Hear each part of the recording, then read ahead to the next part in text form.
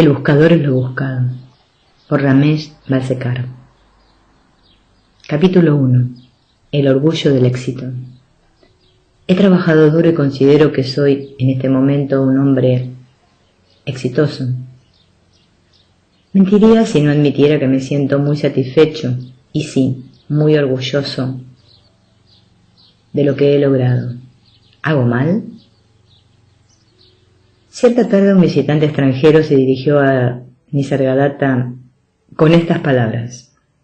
Era un hombre de 40 y tantos años, soberbio, seguro de sí mismo y un poco agresivo. La conversación se desarrolló entonces sobre las siguientes líneas.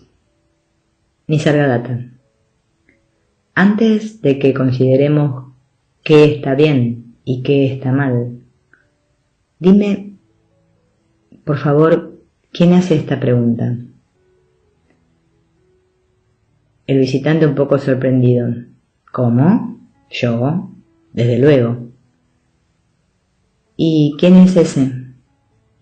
Yo, este yo, quien está sentado frente a ti. ¿Y tú crees que eso eres? Me ves, yo me veo. ¿En qué puede haber duda? ¿Te refieres a este objeto que tengo frente a mí? Retrocede en tu memoria, tanto como te sea posible. ¿Cuál es el recuerdo más antiguo que guardas de lo que crees ser? Después de un par de minutos, el visitante respondió: quizá el primer recuerdo que tengo sea el de verme cuidado y abrazado por mi madre. Como un niño muy pequeño, quieres decir. Tú dirías que el hombre triunfador de la actualidad es ese mismo niño desválido o alguien distinto. Y el visitante le respondió: sin duda es el mismo. Bien, ahora, si vuelves la vista más atrás, estarás de acuerdo en que ese niño al cual recuerdas es el mismo al que dio a luz tu madre, el cual alguna vez fue tan desválido que no se daba cuenta siquiera de lo que sucedía cuando su cuerpo realizaba las funciones físicas naturales y solo podía llorar al sentir dolor o hambre. Sí, yo era ese niño. Y antes de que ese bebé adquiriera un cuerpo y nacieras, ¿qué eras? Y el visitante le dice: no entiendo. Y Nisargadatta le dice: sí, entiendes, piensa. ¿Qué sucedió en el vientre de tu madre? ¿Qué fue lo que se desarrolló hasta convertirse en un cuerpo con huesos, sangre, médula, músculos, durante un periodo de 9 meses? ¿No fue un espermatozoide combinado con un óvulo en el vientre femenino donde se inició una nueva vida, pasando además durante el proceso de numerosas contingencias? ¿Es acaso ese espermatozoide infinitesimal pequeño el que se enorgullece ahora de sus logros? ¿Qué te esperaba particularmente a ti? ¿Tu madre, tu padre? ¿Ellos te querían en especial a ti como hijo? ¿Tiene algo que ver contigo el hecho de haber nacido de estos padres en particular? Y el visitante le dice: estoy asombrado, en realidad nunca había pensado en ello. Y Maharaj le responde: precisamente, reflexiona en este respecto. Luego tal vez puedas hacerte una idea de tu verdadera identidad. Medita más tarde sobre si puedes enorgullecerte de lo que has logrado. Creo que empiezo a entender lo que quieres decir. Si ahondas más en esto, te darás cuenta de que el origen del cuerpo, el espermatozoide y el óvulo, es en sí la esencia del alimento que consumieron los padres, que la forma física está compuesta y se alimenta de los 5 elementos que constituyen el alimento. Te darás cuenta también de que con mucha frecuencia el cuerpo de una criatura se convierte en el alimento de otra. Pero seguramente yo, como tal, debo de ser una cosa distinta de este cuerpo alimento. En realidad lo eres, pero no una cosa. Indaga qué es lo que da sensibilidad a un ser sensible, aquello sin lo cual no sabrías siquiera de tu existencia, y mucho menos de la del mundo exterior. Y por último, ve más a fondo aún y analiza si esta cualidad de ser, esta conciencia, no está sujeta al tiempo. Por supuesto, profundizaré en las diversas cuestiones que me has planteado, aunque confieso que nunca antes había explorado estos terrenos y me siento un poco aturdido a causa de mi ignorancia en estos nuevos campos a los que me has abierto. Vendré a verte en otra ocasión, maestro. Siempre serás bienvenido.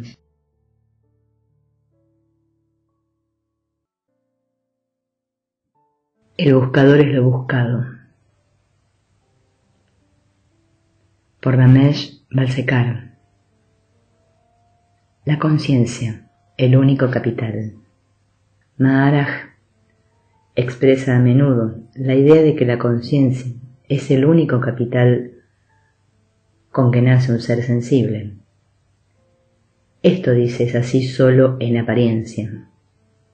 La situación real, empero, es que lo que nace es la conciencia, la cual necesita de un organismo para manifestarse, y ese organismo es el cuerpo físico. ¿Qué es lo que da sensibilidad a un ser sensible? Es decir, lo que le permite tener sensaciones, responder estímulos. ¿Qué es lo que distingue a una persona viva de una muerta?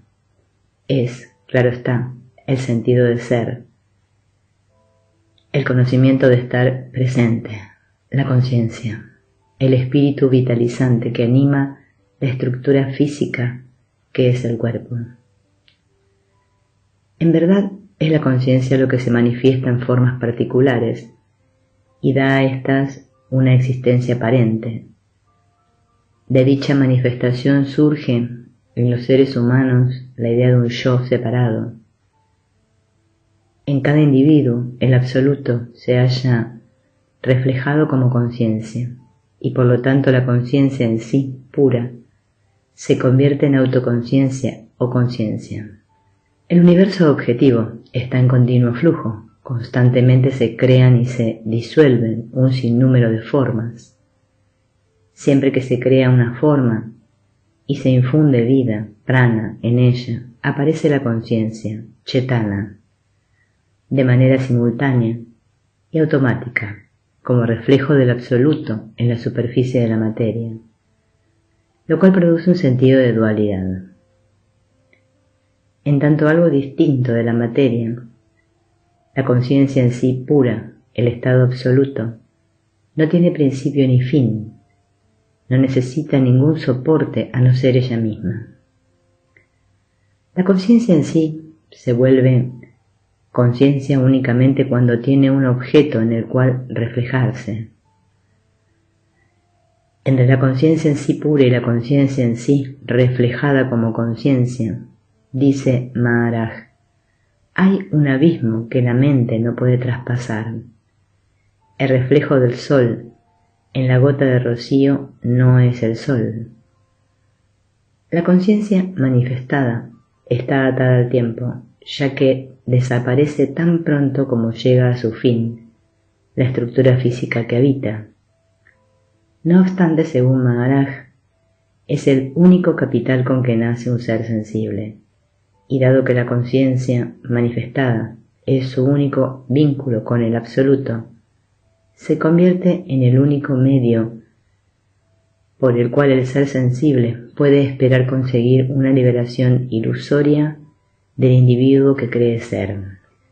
Siendo uno con su conciencia y tomándola como su Atma, su Dios, el ser sensible, puede confiar en alcanzar lo que considere inalcanzable. ¿Cuál es la sustancia real de esta conciencia animante? Debe ser, claro está, un material físico, pues no puede sobrevivir en ausencia de una forma de este tipo. La conciencia manifestada puede existir solo mientras su morada, el cuerpo, se conserve sana y habitable, aunque la conciencia es un reflejo del absoluto. Está atada al tiempo y requiere para su sostén del alimento material, compuesto por los 5 elementos que forman el cuerpo físico. La conciencia reside en un cuerpo saludable y lo abandona cuando éste va a morir y se deteriora. El reflejo del sol únicamente puede ser visto en una gota de agua clara, nunca en una de agua turbia. Maharaj dice a menudo que podemos observar la naturaleza y función de la conciencia en nuestros estados cotidianos de sueño profundo, sueño y vigilia. En el sueño profundo la conciencia se recoge, por así decirlo, en un estado de reposo. Cuando se encuentra ausente la conciencia, no hay sentido de la existencia o presencia de uno mismo, mucho menos de la existencia del mundo y sus habitantes, ni idea alguna de liberación y esclavitud. Esto sucede porque el concepto mismo de yo se halla ausente. En el estado de sueño comienza a moverse una chispa de conciencia. Uno no está del todo despierto aún. Y entonces, en una fracción de segundo, se crea en esa chispa de conciencia un mundo entero de montañas, valles, ríos, lagos, ciudades y pueblos, con construcciones y gente de edades diversas. Un mundo en que aparece la persona misma que sueña. Y lo que es más importante, el que sueña no tiene control sobre lo que hacen las imágenes que ve en su sueño. En otras palabras, en una fracción de segundo se crea un nuevo mundo viviente producto tan solo de la memoria y la imaginación con un solo movimiento de esta chispa de conciencia. Imagínense, dice Maharaj, por lo tanto, el extraordinario poder que tiene esta conciencia, una sola chispa de la cual puede contener y proyectar un universo entero. Cuando despierta el que sueña, desaparecen el mundo y los personajes soñados. ¿Qué sucede cuando terminan tanto el estado de sueño como el de sueño profundo y reaparece la conciencia? La sensación inmediata es entonces la de existencia y presencia, pero no de mi presencia, sino de la presencia como tal. Entero, enseguida se hace cargo la mente y crea el yo, concepto que da lugar a la conciencia del yo. Maharaj dice con frecuencia que estamos tan acostumbrados a concebirnos como cuerpos con conciencia que nos resulta muy difícil aceptar o al menos entender la condición real. En realidad es la conciencia la que se manifiesta en un sinfín de cuerpos. Por consiguiente, es esencial percatarse de que nacimiento y muerte no son sino el principio y el fin de una serie de movimientos de la conciencia, los cuales se interpretan como sucesos en el tiempo y el espacio.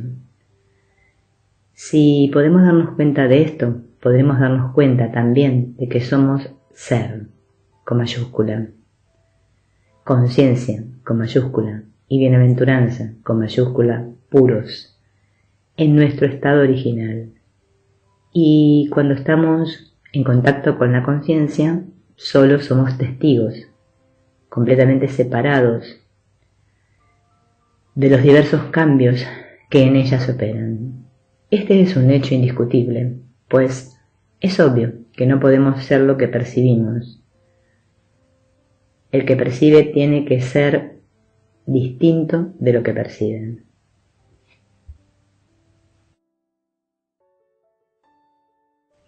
El buscador es lo buscado, por Ramesh Balsekar. Capítulo 3. Frente a la muerte. Visitante. Mi único hijo murió hace unos días en un accidente automovilístico y me resulta casi imposible aceptar su muerte con entereza filosófica. Sé que no soy la primera persona que sufre una pérdida semejante. También sé que todos tenemos que morir algún día. He buscado alivio en mi mente, recurriendo a todas las tácticas usuales mediante las cuales nos consolamos y confortamos unos a otros en conflictos como este. Y sin embargo, vuelvo al hecho trágico de que un destino cruel ha privado de todo a mi hijo en la flor de su vida. ¿Por qué? ¿Por qué? Me pregunto todo el tiempo. Maestro, no puedo superar mi dolor. Maharaj, después de permanecer con los ojos cerrados durante 1 minuto o más, le dijo: es inútil y vano decir que estoy afligido, pues en ausencia del yo, de mí como individuo, no hay otros. Uno se ve a sí mismo reflejado en todos los demás. Obviamente tú no has venido a mí buscando solo compasión, la cual, con seguridad, has recibido en abundancia de tus familiares y amigos. Recuerda, uno va por la vida año tras año disfrutando los placeres habituales y sufriendo las penas normales, pero sin apreciar jamás la vida en su justo valor. ¿Y cuál es su justo valor? Es este: no existe en mí ni tú, no pueden existir tales entidades. Todo hombre debe entender esto y tener valor para vivir la vida con esta comprensión. ¿Tienes ese valor, amigo mío, o tendrás que sumirte en lo que llamas tu pena? Discúlpame, Maharaj, no entiendo del todo lo que me has dicho. Me encuentro sorprendido y desconcertado. Me has expuesto la esencia de mi ser, y lo que has dicho en forma tan sucinta parece ser la regla de oro para vivir. ¿Podrías, por favor, explicar con más detalle lo que acabas de decir? ¿Qué es exactamente lo que debo hacer? ¿Hacer? Nada, absolutamente nada. Solo ver lo transitorio como transitorio, lo irreal como irreal y lo falso como falso. Y te darás cuenta de cuál es tu verdadera naturaleza. Has hablado de tu pena, pero ¿alguna vez has mirado de frente el dolor y has intentado comprender lo que es en realidad? La pérdida de alguien o algo que has amado mucho inevitablemente causará dolor. Y puesto que la muerte es aniquilación total, con irrevocabilidad absoluta, el dolor que causa es profundo. Con todo, ni siquiera este dolor agobiante puede durar demasiado si lo analizas intelectualmente. ¿Qué es exactamente lo que te aflige? Volvamos al principio. Tú y tu esposa acordaron con alguien que tendrían un hijo, un cuerpo particular y que tendría un destino determinado. Que el feto haya sobrevivido a muchos peligros en el vientre fue otra casualidad. Que ese bebé fuera un niño también fue azaroso. En otras palabras, lo que llamas tu hijo no fue más que un acontecimiento fortuito, un suceso sobre el cual no tuviste control en ningún momento, y ese suceso ha llegado ahora a su fin. ¿Qué es exactamente lo que lamentas? ¿Lamentas acaso las pocas experiencias placenteras y las muchas dolorosas que se ha perdido tu hijo en los años venideros? ¿O en realidad te afligen los placeres y ventajas que no podrás recibir ya más de él? Ten cuidado, todo esto parte desde el punto de vista de lo falso. Pero, ¿me sigues hasta aquí? Estoy asustado y me sigo sintiendo aturdido. Sí, te sigo en lo que acabas de decir, solo que no alcanzo a comprender qué querías decir cuando hablaste de que todo esto se encuentra en el nivel de lo falso. Pasaremos ahora a lo verdadero. Entiende por favor como verdadero el hecho de que no eres un individuo, una persona. La persona, lo que uno cree ser, es tan solo un producto de la imaginación, y el yo es víctima de esta ilusión. La persona en sentido estricto no existe. Es el yo, la conciencia, el que erróneamente cree que existe una persona y es consciente de ser esta. Cambia tu punto de vista. No mires el mundo como algo externo a ti. Ve a la persona que imaginas ser como parte del mundo, un mundo soñado en realidad, al cual percibes como una apariencia en tu conciencia, y mira todo el espectáculo desde fuera. Recuerda, no eres la mente, la cual no es sino el contenido de la conciencia. En tanto te identifiques como el complejo cuerpo-mente, serás vulnerable al dolor y al sufrimiento. Más allá de la mente está solo el ser, no el ser padre o hijo, esto o aquello. Tú te encuentras más allá del espacio y el tiempo, solo estás en contacto con ellos en el aquí y ahora, pero por lo demás eres atemporal, ilimitado e invulnerable a cualquier experiencia. Comprende esto y no te aflijas más. Una vez que te des cuenta de que no hay nada en este mundo que puedas o necesites llamar tuyo, mirarás desde fuera como ves un juego en el estadio o una película en la pantalla, admirando y disfrutando, quizá también sufriendo, pero en el fondo impasible por completo. El buscador es lo buscado. Capítulo 4. Lo manifestado y lo inmanifestado son uno. ¿Es el yo una entidad sempiterna que aparece en niveles diferentes, manifestado y no manifestado? Esta pregunta se la plantean a menudo a Maharaj en formas diversas, con distintas palabras, diferentes personas, pero la esencia de la interrogante es siempre la misma. En ocasiones un visitante audaz puede haber llegado a formular la pregunta justo al principio de una sesión al mencionar Maharaj, cosa que hace a menudo, que sus oyentes deben siempre tener presente, que no está hablando como un individuo a otro, sino como a la conciencia, con respecto a la naturaleza de ella misma. Según Maharaj, en el nivel mental, el yo puede ser considerado bajo 3 aspectos.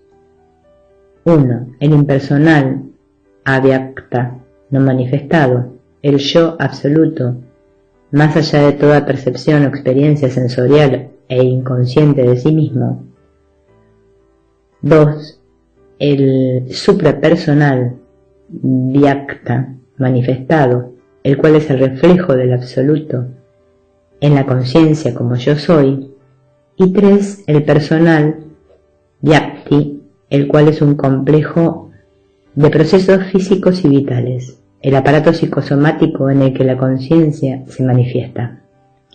No obstante, Maharaj hace esta observación para recordar reiteradamente que tal distinción es tan solo teórica y no puede existir en la realidad. Es esencia. No. Hay distinción entre lo manifestado y lo no manifestado. Así como no hay ninguna diferencia esencial entre la luz y la luz del día. Y el universo está lleno de luz, pero esa luz solo puede ser vista hasta que se refleja sobre una superficie como luz del día. Y lo que revela la luz del día es la persona individual, Vyakti. El individuo, en la forma de un cuerpo humano, es siempre el objeto. La conciencia, en tanto testigo, es el sujeto, y su relación de dependencia mutua. La conciencia no puede aparecer sin el aparato de un cuerpo, y el cuerpo no puede tener sensibilidad sin la conciencia. Es la prueba de su identidad básica con el absoluto. Ambos son la misma conciencia, una en reposo y la otra en movimiento, cada una consciente de la otra. El universo entero, explica Maharaj, existe solo en la conciencia. La conceptualización de este proceso sería como sigue. La conciencia se origina en el ser puro, por ninguna causa o por razón particular que no sea el hecho de que es su naturaleza hacerlo así, al igual que las olas en la superficie del mar. El mundo aparece y desaparece en la conciencia, y cada uno de nosotros tiene derecho a decir: todo lo que existe forma parte de mí, todo lo que existe es mío, antes de todo principio, después de todo fin, estoy ahí para atestiguar todo lo que sucede. Yo, tú y él son solo apariencias en la conciencia, todo es básicamente yo. No es que el mundo no exista, en tanto apariencia en la conciencia. El mundo es la totalidad de lo conocido en el potencial de lo desconocido. Puede decirse que el mundo aparece pero no es. La duración es de la apariencia, por supuesto, diferirá de acuerdo con las diferentes escalas de tiempo, aparte del hecho de que el mundo desaparece en el sueño profundo y reaparece en el estado de vigilia.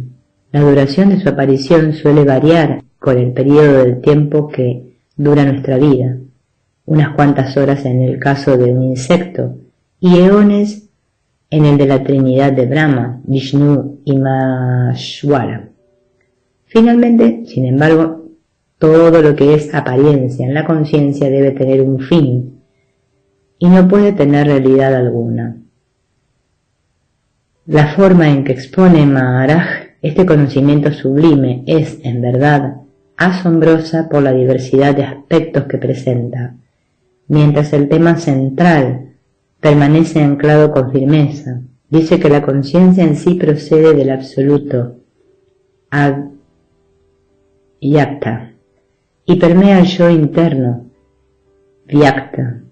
El yo externo, Bhakti, es la parte de nuestro ser de la que no nos damos cuenta, ya que si bien podemos ser conscientes, pues todo ser sensible tiene conciencia, es posible que no nos percatemos de ello. En otras palabras, el yo externo, Bhakti, está delineado por el cuerpo físico.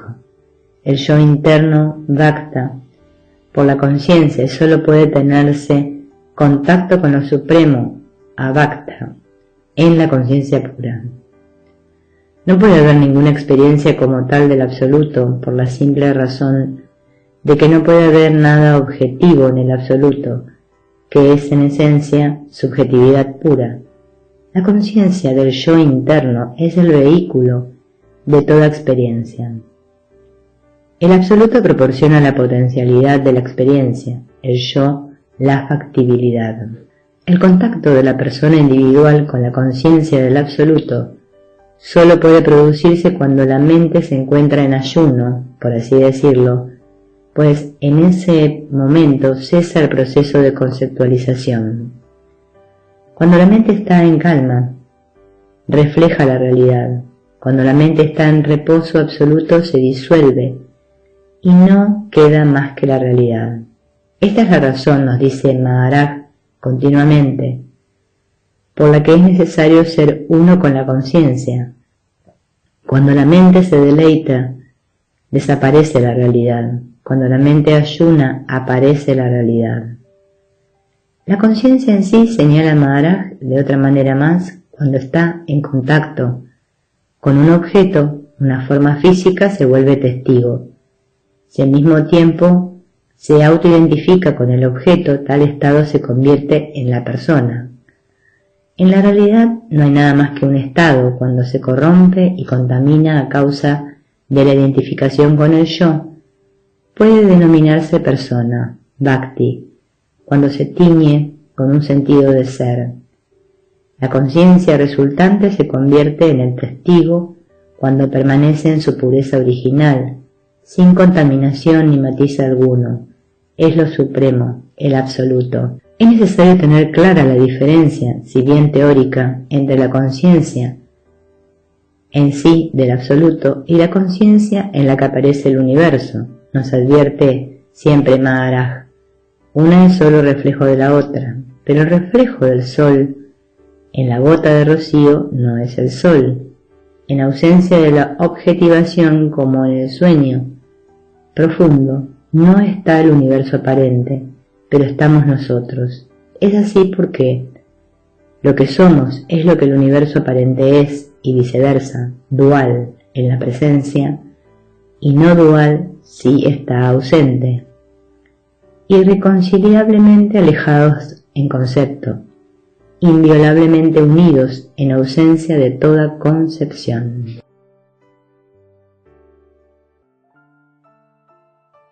El buscador en lo buscado. Capítulo 5. Conciencia en sí y conciencia.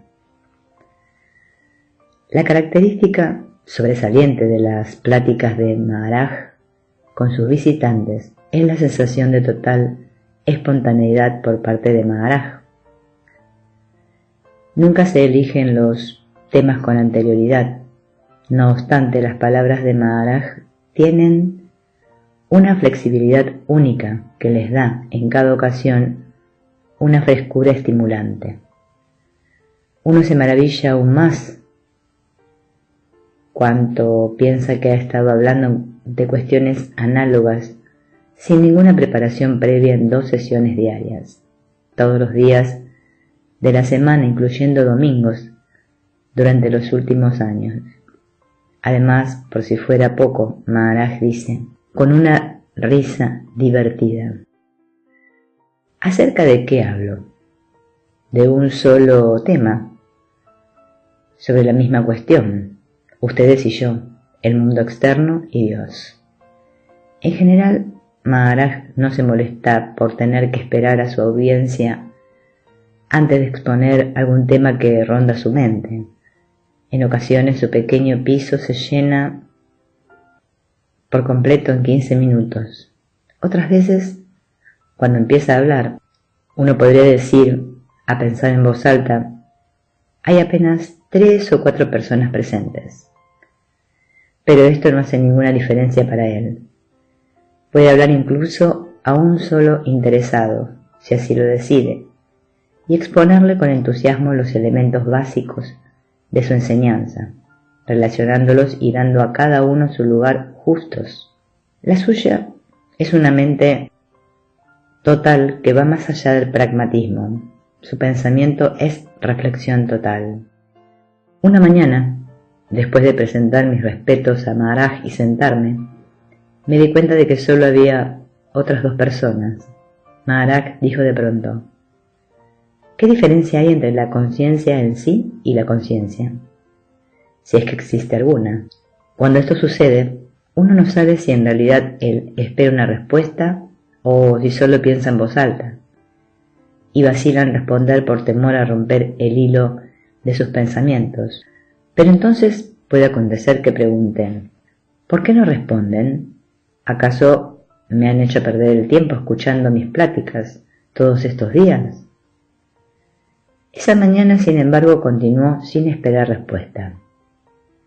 Señaló que la conciencia en sí es conciencia del absoluto, y en consecuencia se encuentra más allá de los 3 gunas, gunatita, mientras que la conciencia es algo nutrido y limitado por el cuerpo físico, la conciencia con minúscula. Cuando este cuerpo alimento se destruye, desaparece también la conciencia. La verdad es que nadie muere. El cuerpo, compuesto de los 5 elementos, se mezcla con ellos cuando se encuentra sin vida, y la conciencia, la cual está sujeta a los 3 gunas, se libera de estos. La conciencia en sí es el estado original primordial, anterior al concepto de espacio-tiempo, y no necesita de ninguna causa o sustento. Simplemente es. Sin embargo, en el momento en que surge el concepto de conciencia, en este estado original de unicidad aparece el sentido de yo soy, provocando una condición de dualidad. La conciencia, en tanto que posee una forma, es un reflejo de la conciencia en sí sobre la superficie de la materia. No podemos concebir la conciencia de manera separada de la conciencia en sí. No puede haber un reflejo del sol sin el sol, pero sí puede haber conciencia en sí sin conciencia. En el sueño profundo, por ejemplo, no hay conciencia. Esta se encuentra en reposo. Pero ciertamente sí hay conciencia en sí, pues en la vigilia uno es consciente de haber dormido, pero solo en el estado de vigilia. Maharaj no nos permite olvidar nunca que la conciencia es nuestro único compañero constante y que es la atención continua en el flujo de nuestra conciencia lo que nos lleva a la conciencia en sí, la existencia básica, aquello que es vida, amor, gozo. De acuerdo con Maharaj, la conciencia misma de ser consciente es ya un paso hacia la conciencia en sí. La mente, por su misma naturaleza, es extrovertida, siempre tendiendo a buscar el origen de las cosas en las cosas mismas. Cuando se dirige hacia el origen interno, es como el inicio de una vida nueva. La conciencia en sí reemplaza a la conciencia. El yo soy, que es un pensamiento de la conciencia, desaparece. En la conciencia en sí no hay pensamiento. La conciencia en sí es la fuente, el origen de la conciencia. Maharaj sugiere que un excelente ejercicio espiritual es sentarse quietamente y observar lo que llega a la superficie de la mente. Lo que llamamos pensamientos son como ondas en la superficie del agua. Los pensamientos conducen siempre a la identificación o al rechazo. Son productos de ideas preconcebidas y constituyen un obstáculo para la comprensión real.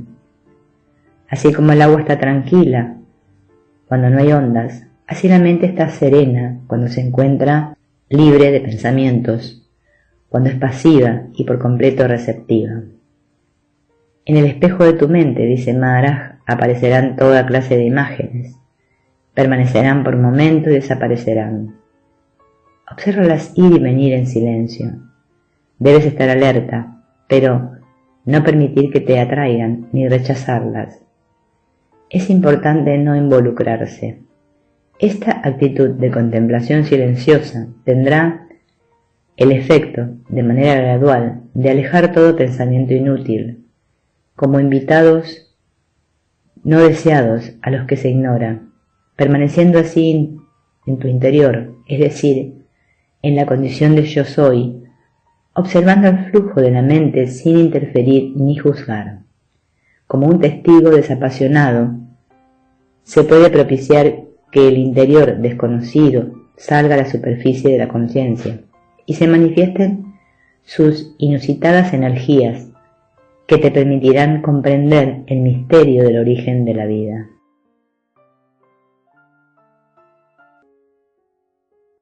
El buscador es lo buscado, la esclavitud del espacio y el tiempo. Visitante.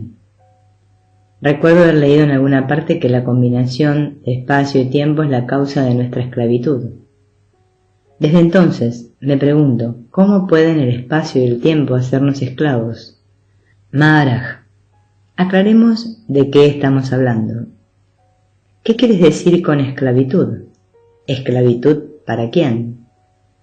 Si te sientes satisfecho con este mundo que consideras real y con la forma en que has sido tratado, ¿en qué radica para ti la esclavitud? Debo reconocer que a mí el mundo me parece bastante real, pero no es cierto que me sienta satisfecho con el papel que tengo en él. Estoy profundamente convencido de que la vida debe consistir en mucho más que solo pasarla como la mayoría de nosotros hacen, sin ningún objetivo específico, tan solo de manera rutinaria. Desde este punto de vista creo que la vida misma es esclavitud. Exactamente, ¿qué imagen tienes de ti mismo cuando empleas la palabra yo? Cuando eras pequeño te considerabas solo un niño y el solo hecho de jugar te hacía feliz. Con el tiempo te convertirías en un joven con fuerza suficiente en los brazos para arrear una pareja de elefantes y la idea de que podías enfrentarte a cualquier cosa o persona en este mundo. Ahora te encuentras en la mitad de tu vida, un poco más maduro, pero disfrutando con todo de la vida y sus placeres, y crees que eres un hombre feliz y con éxito, bendecido con una hermosa familia. En este momento tienes una imagen de ti mismo bastante distinta de la que tuviste en tiempos pasados. Imagínate, de aquí a 10 años, y aún más lejos, 20 años después, la imagen que tendrás de ti mismo será distinta de todas las anteriores. ¿Cuál de estas imágenes es el tú real? ¿Alguna vez lo has pensado? ¿Hay alguna identidad particular que puedas llamar la tuya propia y que haya permanecido contigo desde el principio, siempre presente y sin sufrir cambios? Ahora que lo mencionas, reconozco que al usar la palabra yo no tengo ninguna idea particular sobre mí mismo. Y estoy de acuerdo en que todas las ideas que he tenido sobre mí han cambiado con los años. Pues bien, hay algo que ha permanecido inmutable todos estos años, en tanto todo lo demás ha sido cambiado, y en el sentido constante de presencia, el sentido de que existes. Este sentido o sensación de yo soy no ha cambiado nunca. Esa es tu imagen constante. Tú estás sentado frente a mí, lo sabes con certeza, sin necesidad de confirmación por parte de alguien más. Sabes de igual modo que eres que existes. Ahora dime, ¿en ausencia de qué te sería imposible sentir tu existencia? Si estuviera dormido o inconsciente, no sabría que existo. Precisamente, vayamos ahora más allá. En la mañana, en el momento mismo en que despiertas y entra en acción tu conciencia, ¿no sientes tu presencia consciente, tu existencia, el yo soy como presencia sin más, y no como la de una persona individual? Sí, así es. Yo diría que mi personalidad individual aparece en cuanto miro mi cuerpo y los objetos que me rodean. Cuando dices que ves un objeto, lo que en realidad sucede es que tus sentidos reaccionan a un estímulo cuyo origen es externo con respecto al aparato corporal, y lo que tus sentidos han percibido y tu mente ha interpretado no es más que algo que aparece en tu conciencia. Esta apariencia presente en la conciencia se interpreta como un suceso que se manifiesta en el espacio y el tiempo. Toda manifestación depende de la combinación de los dos medios estrechamente ligados a los que se denomina espacio y tiempo. En otras palabras, en ausencia de la combinación espacio-tiempo no podría surgir en la conciencia ninguna manifestación. ¿Me sigues? Sí, entiendo lo que dices, pero ¿dónde entro yo como individuo en este proceso? Precisamente ahí reside la dificultad. Toda existencia es un proceso continuo de objetivación. Solo existimos como uno de los tantos objetos, y como tales, solo en la conciencia que nos conocen. Cuando cesa la objetivación, como sucede en el sueño profundo, desaparece el universo objetivo. Siempre que uno se concibe como una entidad aparte, como persona, no puede percibir el paisaje total de la realidad impersonal, y la idea de una personalidad independiente se debe a la ilusión del espacio y el tiempo, los cuales no tienen existencia por sí mismos, pues solo son instrumentos, simples medios para hacer cognoscible la manifestación. En la conciencia solo puede reflejarse un pensamiento, sentimiento o percepción en cada momento, pero los pensamientos, sentimientos y percepciones se presentan uno tras otro, creando la ilusión de durabilidad. La personalidad aparece entonces como resultado simplemente de la memoria, al identificar el presente con el pasado y proyectarlo al futuro. Piénsate efímero, sin pasado ni futuro. ¿Dónde se halla entonces la personalidad? Inténtalo e indaga tú mismo. En la memoria y en la anticipación que pertenecen una al pasado y la otra al futuro. hay una clara sensación de que existe un estado mental al cual se observa, mientras que en el ahora la sensación es básicamente la de tener conciencia y de estar presente aquí y en este momento. Creo entender, debo sentarme en calma y tratar de captar esta forma completamente nueva de pensar. ¿Entiendes ahora en qué sentido el espacio y el tiempo cuya disposición en la conciencia hace perceptible la manifestación son culpables? Lo único que puedes decir con verdad es yo soy, queriendo decir con ello que lo que es. En el momento en que hay un pensamiento sobre mí como personalidad independiente, aparece lo que se denomina esclavitud. Comprender esto es el fin de toda búsqueda. Cuando te das cuenta de que todo lo que crees ser solo se funda en la memoria y la anticipación, termina tu búsqueda y te mantienes alejado con conciencia cabal de la falsedad de lo falso.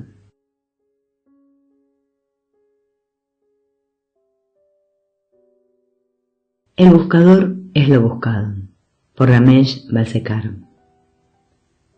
¿Cómo ve el mundo un ñani?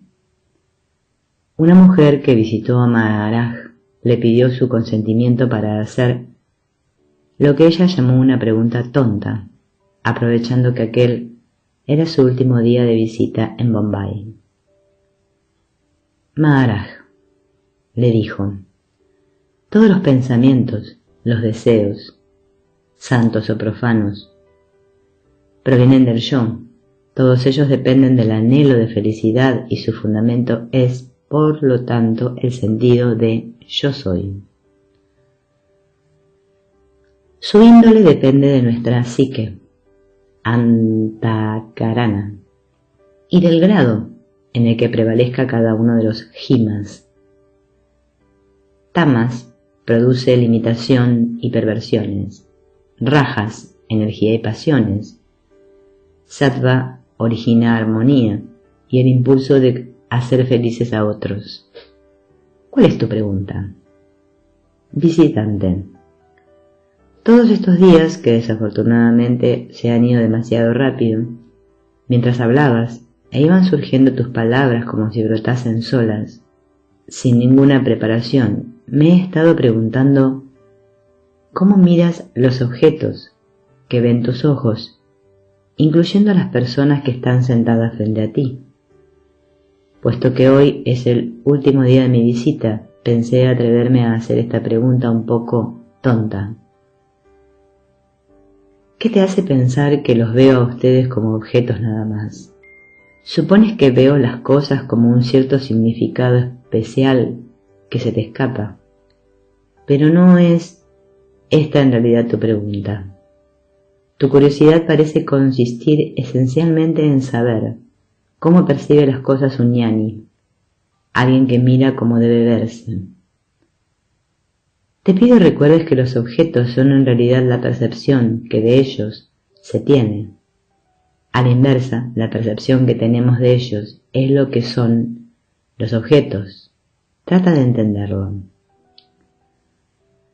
Cuando un objeto es visto como un objeto, tiene que haber un sujeto distinto del objeto.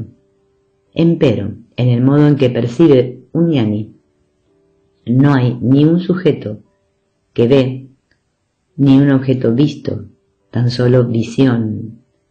Es decir, la percepción del ñani es anterior a cualquier interpretación producto de las facultades sensoriales.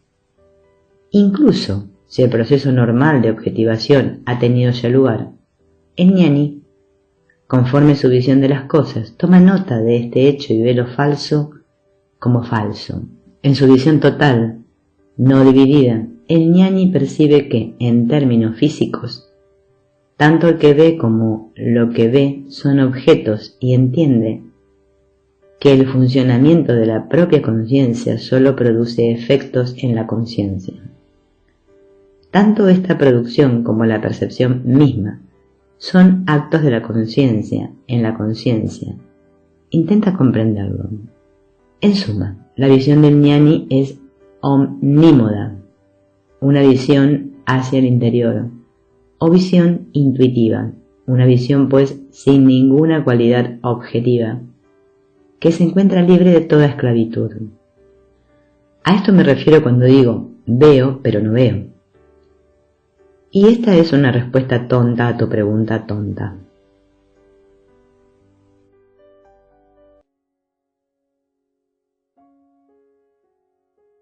El buscador es lo buscado, la esclavitud del espacio y el tiempo.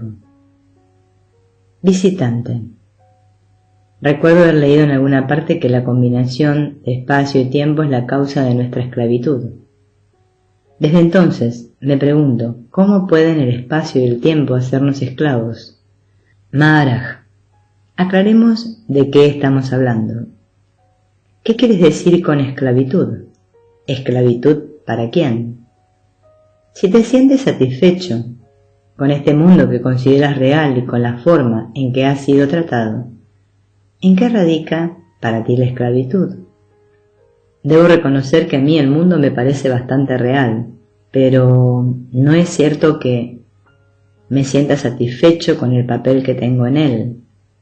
Estoy profundamente convencido de que la vida debe consistir en mucho más que solo pasarla como la mayoría de nosotros hace, sin ningún objetivo específico, tan solo de manera rutinaria.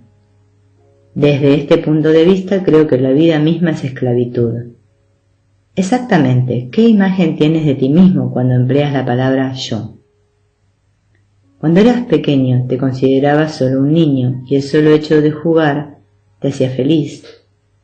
Con el tiempo te convertirías en un joven con fuerza suficiente en los brazos para arrear una pareja de elefantes y la idea de que podías enfrentarte a cualquier cosa o persona en este mundo. Ahora te encuentras en la mitad de tu vida, un poco más maduro, pero disfrutando con todo de la vida y sus placeres, y crees que eres un hombre feliz y con éxito, bendecido con una hermosa familia. En este momento tienes una imagen de ti mismo bastante distinta de la que tuviste en tiempos pasados. Imagínate, de aquí a 10 años, y aún más lejos, 20 años después, la imagen que tendrás de ti mismo será distinta de todas las anteriores. ¿Cuál de estas imágenes es el tú real? ¿Alguna vez lo has pensado? ¿Hay alguna identidad particular que puedas llamar la tuya propia y que haya permanecido contigo desde el principio, siempre presente y sin sufrir cambios?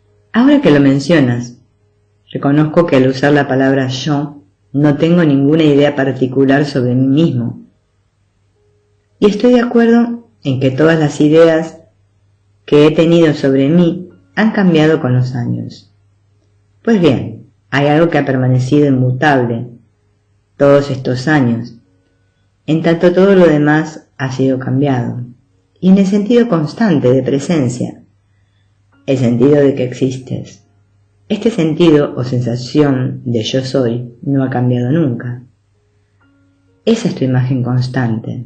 Tú estás sentado frente a mí, lo sabes con certeza, sin necesidad de confirmación por parte de alguien más. Sabes de igual modo que eres que existes. Ahora dime, ¿en ausencia de qué te sería imposible sentir tu existencia? Si estuviera dormido o inconsciente, no sabría que existo. Precisamente, vayamos ahora más allá. En la mañana, en el momento mismo en que despiertas y entra en acción tu conciencia, ¿no sientes tu presencia consciente, tu existencia, el yo soy como presencia sin más, y no como la de una persona individual? Sí, así es. Yo diría que mi personalidad individual aparece en cuanto miro mi cuerpo y los objetos que me rodean. Cuando dices que ves un objeto, lo que en realidad sucede es que tus sentidos reaccionan a un estímulo cuyo origen es externo con respecto al aparato corporal, y lo que tus sentidos han percibido y tu mente ha interpretado no es más que algo que aparece en tu conciencia. Esta apariencia presente en la conciencia se interpreta como un suceso que se manifiesta en el espacio y el tiempo. Toda manifestación depende de la combinación de los dos medios estrechamente ligados a los que se denomina espacio y tiempo. En otras palabras, en ausencia de la combinación espacio-tiempo no podría surgir en la conciencia ninguna manifestación. ¿Me sigues? Sí, entiendo lo que dices, pero ¿dónde entro yo como individuo en este proceso? Precisamente ahí reside la dificultad. Toda existencia es un proceso continuo de objetivación. Solo existimos como uno de los tantos objetos, y como tales, solo en la conciencia que nos conoce. Cuando cesa la objetivación, como sucede en el sueño profundo, desaparece el universo objetivo. Siempre que uno se concibe como una entidad aparte, como persona, no puede percibir el paisaje total de la realidad impersonal. Y la idea de una personalidad independiente se debe a la ilusión del espacio y el tiempo, los cuales no tienen existencia por sí mismos, pues solo son instrumentos, simples medios para hacer cognoscible la manifestación. En la conciencia solo puede reflejarse un pensamiento, sentimiento o percepción en cada momento, pero los pensamientos, sentimientos y percepciones se presentan uno tras otro, creando la ilusión de durabilidad. La personalidad aparece entonces como resultado simplemente de la memoria, al identificar el presente con el pasado y proyectarlo al futuro. Piénsate efímero, sin pasado ni futuro. ¿Dónde se halla entonces la personalidad? Inténtalo e indaga tú mismo. En la memoria y en la anticipación que pertenecen una al pasado y la otra al futuro, hay una clara sensación de que existe un estado mental al cual se observa, mientras que en el ahora la sensación es básicamente la de tener conciencia y de estar presente aquí y en este momento. Creo entender, debo sentarme en calma y tratar de captar esta forma completamente nueva de pensar. ¿Entiendes ahora en qué sentido el espacio y el tiempo cuya disposición en la conciencia hace perceptible la manifestación son culpables? Lo único que puedes decir con verdad es yo soy, queriendo decir con ello que lo que es. En el momento en que hay un pensamiento sobre mí como personalidad independiente, aparece lo que se denomina esclavitud. Comprender esto es el fin de toda búsqueda. Cuando te das cuenta de que todo lo que crees ser solo se funda en la memoria y la anticipación, termina tu búsqueda y te mantienes alejado con conciencia cabal de la falsedad de lo falso.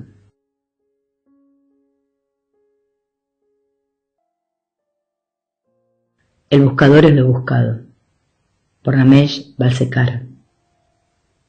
La prueba de la verdad. ¿Puede haber alguna prueba de la verdad? En ocasiones, Maharaj hace esta pregunta, como si se la plantease a sí mismo. ¿Puede haber una comprensión intelectual de la verdad?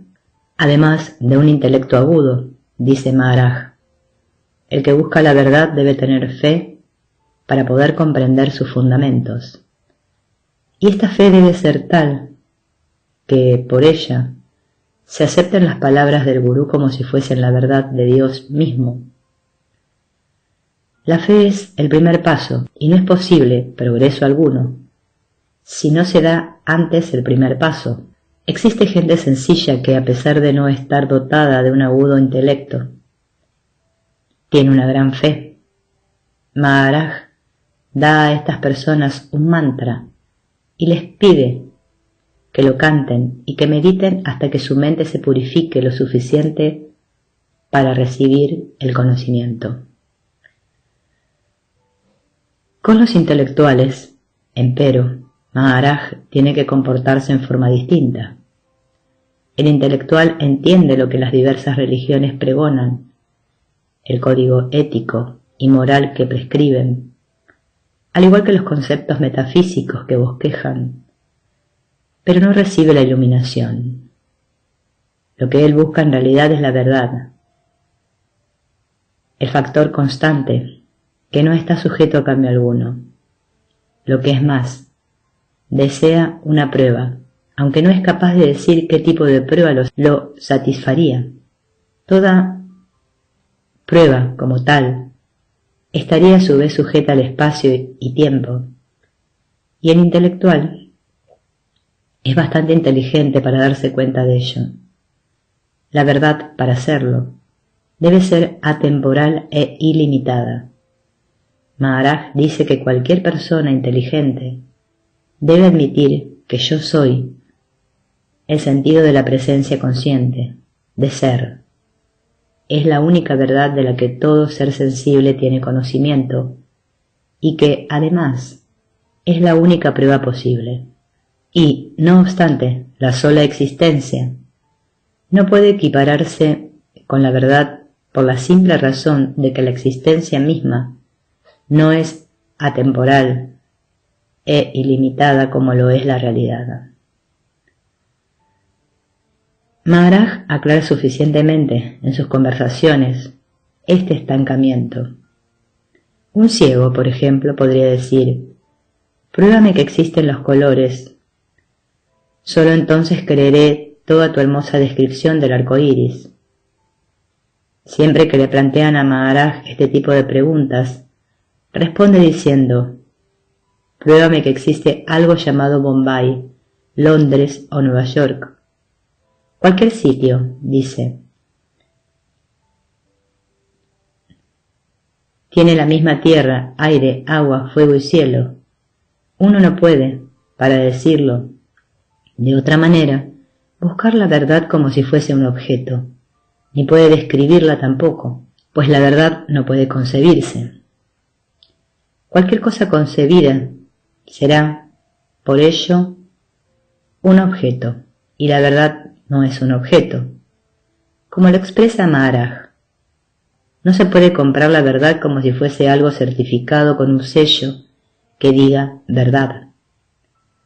Todo intento de hallar la prueba de la verdad supondría una división de la mente en sujeto y objeto, y por lo tanto la respuesta no podría ser la verdad, pues no hay nada objetivo en la verdad, que en esencia es subjetividad pura. El proceso completo, dice Maharaj, es como un perro que se muerde la cola. Cuando se busca una solución a este enigma, debe analizarse el problema mismo. ¿Quién es el que busca la prueba de la verdad o de la realidad? ¿Entendemos con claridad lo que somos? Toda existencia es objetiva. Todos existimos únicamente como objetos, como meras apariencias en la conciencia que nos percibe. ¿Hay alguna prueba de que nosotros mismos, quienes buscamos una prueba de la realidad, existimos de otra forma que no sea como objetos de conocimiento en la mente de otra persona? Al buscar una prueba de la verdad, lo que tratamos de hacer es equivalente a la pretensión de una sombra que busca una prueba de la sustancia. En consecuencia, Maharaj nos exhorta a que veamos lo falso como falso, y de este modo no habrá más búsqueda de la verdad. ¿Has entendido lo que quiero decir? Pregunta entonces. ¿Te das cuenta de manera intuitiva de cuál es el punto? Aquello que se busca es el buscador mismo. ¿Puede un ojo verse a sí mismo? Trata de entender, dice. Intemporalidad e infinitud, no cognoscibles de manera sensorial. Eso es lo que somos. Temporalidad, finitud y posibilidad de ser conocidos de modo sensorial es lo que parecemos ser, en tanto objetos separados. Reflexiona sobre lo que eras antes de asumir la forma física. ¿Necesitabas entonces alguna prueba de algo? El problema de una prueba tan solo se plantea en la existencia relativa, y toda prueba ofrecida dentro de los parámetros de la existencia relativa no puede ser más que una mentira.